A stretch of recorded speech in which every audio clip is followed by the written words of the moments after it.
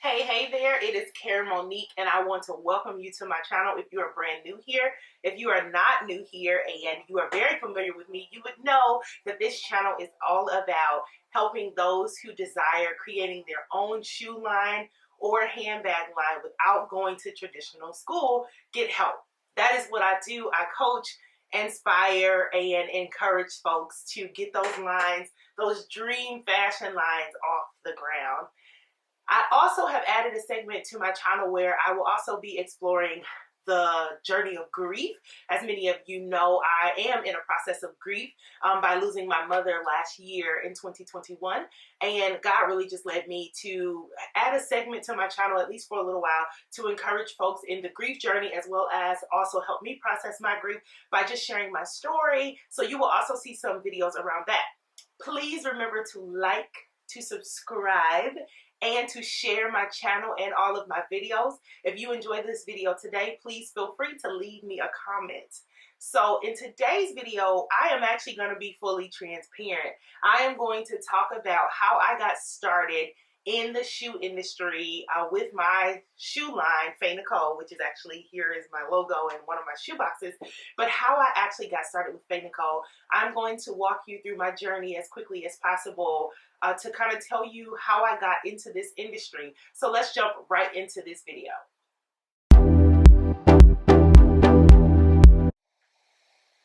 So I opened up my shoe store in 2018, and it was actually called True to Size Shoes when it started. And here's my old logo, and I'm going to tell you a little bit about that journey as well. But True to Size Shoes was actually started out of my pain points and my journey from gaining a lot of weight. I gained over 90 pounds in college from stress and depression. And what that did was, not only did it change my confidence level and the way that I looked, my feet grew 2.5 sizes. I went up to a size 11. And I considered myself a fashionista, a diva at that time. And I had the hardest time finding footwear that I thought was attractive, also comfortable, and that really matched my style. I really sat on it for a long time. Like, I didn't really talk about it. I thought being a size 11 was so embarrassing. I didn't know if other women, especially young women in their early 20s, were experiencing this kind of massive feet growth or even this size shoes. I didn't think it was normal. I didn't think it was beautiful. I didn't think it was sexy. I thought I had lost all of this appeal, right? So what I ended up doing was sat on it for years and years and years. I really started to explore some other things. I always kind of knew that I wanted to have some type of business in the fashion space because I did really like business. So I was actually a blogger for quite some time. I had a blog called Fashion with Care. That was really fun. That was great. But it just really wasn't what I wanted to do. Then I started to do some fashion styling and consulting. And I did a lot of closet revamps, styling folks for photo shoots, for events, those kind of things. And then I realized I also didn't love that.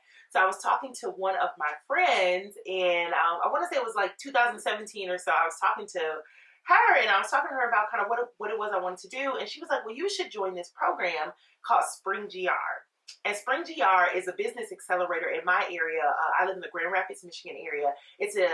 At that time, it was a 12-week business accelerator program. It has transformed into something a little bit different now, but it was a 12-week business program that was really focused on helping you at that time hone in on your business idea and learn how to pitch it. So for investors, for investments, for customer acquisition, those kinds of things.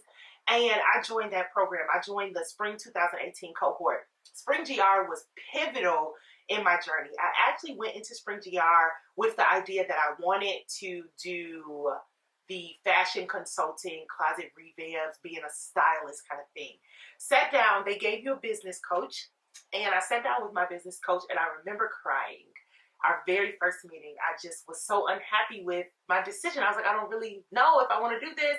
And we were talking about it, and he was like, this doesn't sound like you're passionate about it. It just sounds like you know how to do it. And we started to kind of pick at some of the things that I really love, pick at some of the things that were missing in the market. And we started talking about shoes. And I was telling him a little bit about my journey with footwear and how in previous years I had talked to other women. You know, this had become a big part of my life. I went from being this quiet, person about my shoe size to learning that so many women experience feet growth from weight gain, some of them from injuries from being athletes, pregnancy, all sorts of reasons. But the common size was not a size 7. A lot of women were in sizes 10 and above, a lot of women that I knew at least, and many of us had some of the same woes. We could not find attractive footwear that we really loved, right? So we started to talk about that. And I remember him saying, that's it. That's your thing. So from that moment forward, I started really focusing and working on true to size shoes at the time. That's what it was called at the time. So true to size shoes, I went through Spring GR, great, absolutely phenomenal experience. We did the co-starters curriculum. We had a graduation and a pitch competition. It was actually on my birthday that year, which was pretty cool. And I won the pitch competition that year. So I won the pitch competition on my birthday. And I used that. I won the pitch competition, which I believe gave me $3,000. And then I also won the Viewer's Choice Award, which was like another $500 or something like that. So I started my business with an investment of $3,500. Plus, I had a little bit of money saved up that I had put toward my business as well. But that was my initial entry into the footwear industry. And what I did was, remember, I was thinking about becoming this niche market. I really wanted to cater to women who had feet like mine. I wanted to cater to women in what we call non-standard sizes and width. So larger shoes and smaller shoes. So those below a size 7 and those above a size 9, or those needing some type of width adjustment. Here's where my story gets very interesting. I didn't realize that the reason that this was a gap in the market was because no one was doing it, right? It was very slim and far and few in between. Duh, it makes sense now. The reason I couldn't find it is because it didn't exist. So I tried to go into this market reaching out to the same folks who were already creating shoes. So I tried doing wholesaling. So I was selling shoes like Cape Robin, gosh, what are some of those other brands I was selling? Basically, any of like your fast fashion kind of brands. I started off selling a lot of those, and then I realized they only go up to size 10. Very few went up to a size 11, and if they did, they sold their shoes in what you call a size run. So I would get like a bunch of sizes 7, 8, and 9. I would have 2 size 10s and 1 size 11. So in order for me to really even reach my market of those that wear size 11, I would have to buy so many size runs, like hundreds and hundreds of these shoes. And I just was not delivering on my promise, because my promise was sizes 5 through size 13. And I realized very quickly that the wholesale market was not a good market. So I went from, I had went as far as going down to Magic in Las Vegas. I was working with some companies from the LA fashion district. And I was running into a lot of the same issues. It was, yeah, we make these shoes, but we only go up to size 10, or we only go up to size 11. And if you want to make more, you have to do these humongous, like when I tell you they wanted me to order thousands of pairs. And I was like, I'm just starting. I can't afford thousands of pairs. So what I did was I actually ended up coming across a company, and they're gone out of business now. Their business model, I believe, didn't work. I can't remember the name of it, and that's probably for good reason. But I started out, I actually purchased some shoes from them. They were able to put my logo in them. So it was called private labeling. And that's still a thing, OEM or private labeling. But I was able to take some of their styles, and I could just adjust colors, or they allowed you to do like minor tweaks. You could change the fabric or the color, but you had to use their style of shoe. And they would do private labels. So they would put my logo in them. And I'll make sure to post a couple of my original styles from when I was working with that company up here. And this is what I decided to do a full relaunch with. I launched in September of 2018. September of 2018 is when I launched with some of these styles. And they were beautiful. They were nice. They went up to the proper sizing, but they were too expensive for the market that I was currently marketing to. Now that goes to show you, I actually just didn't have my perfect target market yet. I was marketing the folks who wanted fast fashion shoes. They went from, I couldn't go from selling shoes at $30, $40 to selling a pump at $130 to the same market. It doesn't work that way. And I was trying that kind of marketing tactic. So that really set me behind a little bit in really figuring out who my audience was and what my market was. So anyway, that company ended up closing down. So I couldn't even order any more shoes from them. So I really just kind of tried to sell what I had got. I had got a small batch, I think of like around 90 pairs of shoes. I think I did 3 styles, 30 pair each of shoes from them. And I moved forward and tried to sell those. So fast forward a little bit, once that company closed, I couldn't afford them anyway. The the price margin was way too expensive. So what I ended up realizing was I am going to have to get into the manufacturing market. I'm going to have to design my own shoes and my own style. So what I did was I did the first thing I knew how to do. I was very familiar at that time with like AliExpress, Alibaba, and I went on AliExpress first, which is not the same kind of tool as Alibaba, to say the least. So I found some manufacturers and vendors on AliExpress who they wouldn't necessarily put my logo inside of my shoes, but they would give me, I could use some of their styles with blank logos. There were no logos in them at all. So I started to do very small orders of those, and they went up to size 12 at least. So I was able to at least go on the promise of sizes 5 through 12. Was still missing that size 13. So in my opinion, I still hadn't got my brand right. It wasn't accurate. Also, one of the major issues with that was I was buying and purchasing from a couple of different vendors and manufacturers on that site, and it was the Chinese market, and their sizing was not as consistent. So I would have certain shoes that ran true to size. Some shoes were too small, some were too big. My sizing chart was chaotic. So I had to start completely over. So I took a small kind of revamp break in early 2020, and I rebranded my store to Faye Nicole. And this is the Faye Nicole brand, so this is what it is now. And at that time, I found some manufacturers through not only a couple of trade shows that I attended, but also my research on Alibaba, and I found a couple of manufacturers that I could actually work with to create my own designs with my own logo, my own branding, a true shoe brand. So I reached out locally. I knew that I couldn't draw at this time. So I reached out to, there's a college in my town called Kendall College of Art and Design. They have a fashion program. So I reached out to some professors there. They were able to link me up with some student alumni. And from there, I got to meet with a young lady who was able, she used to work for Hush Puppies, I want to say it was. And she did some contract work with me where I was able to kind of tell her some of my ideas. She sketched them out for me, helped me create my tech packs, and my first collection essentially was born. And I took that, sent that over to my manufacturer, and I started to begin batching my own designs. And that was the opening kind of to me getting it right. I had several designs that were not on a consistent sizing chart. So my very first, I had a beautiful snakeskin sandal that I allowed my manufacturer to use their traditional sizing chart, and they were 2 sizes too small. When I tell you, that was so sad, because this shoe flew off the shelves, and I didn't know that it didn't fit the larger sizes. It was really, the problem was with sizes 11, 12, and 13. All of them were too small. So of course, all these women who have been in anticipation, who have been following my journey before, when I was true to size shoes, I finally thought I had got it right. They ordered these sandals, and boom, these sandals did not fit correctly.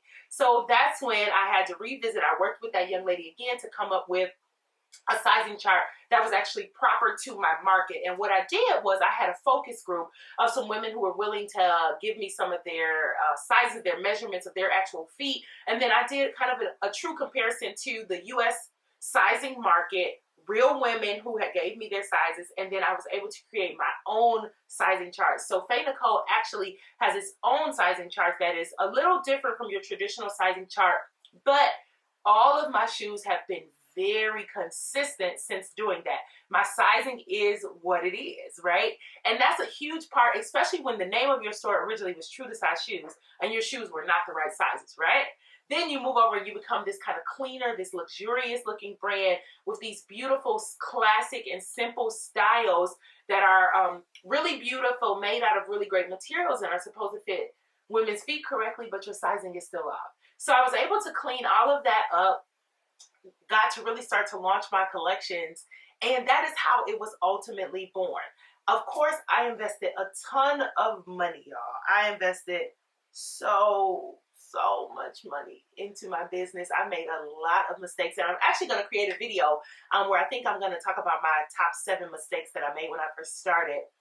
But that was really my journey into it, and I had to create a pretty solid marketing plan because my market was so niche. Even though I was selling sizes 5 through 13, my focal point was really those smaller sizes and those larger sizes. So below size 7 and above size 9.